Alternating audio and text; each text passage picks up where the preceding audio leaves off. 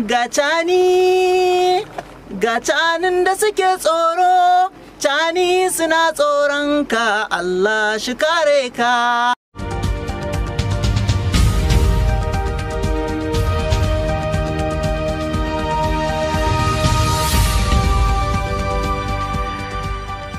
Naga ya zo mini a cikin kai, kuma gaskiya waka ce naga ta yan ciro da suka yi, na ji abin ya burge ni tayi, kuma sai naga dama can waka tana bani sha'awa, to sai naga ta zo kuma daidai lokacin da ya kamata a ce ta amfani da wannan lokaci.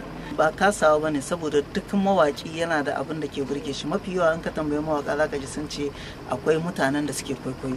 To alhamdulillah na samu alherai da dama, saboda alheri na farko na samu masoya, alheri na biyu na samu haduwa da shugaban kasa.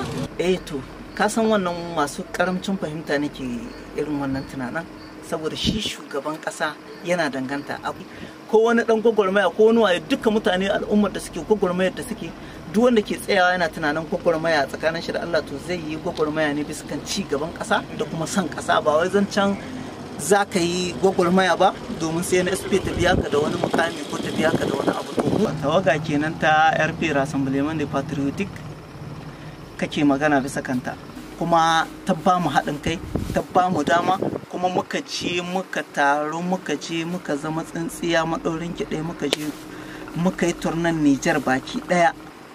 To a gaskiya miliyan 64 har yanzu ba mu ga ko dala ba. Zancen miliyan 64 wannan zancen shanu ne, zancen iska ne, wannan ba magana ba ce. Tun daga ɗaya ma abin da ma muka ce mu CNSP budget ɗin da za mu je mu ɗanyi wannan abun, gaba ɗaya bai ma kai kwatankwacin wa'annan kuɗin da aka zayyana ba. Gaskiya ni ba ni da wani haufi, saboda yanzu ko ba a samu ko dala ba, ni ba ni da wani ɓacin rai dangane da wannan.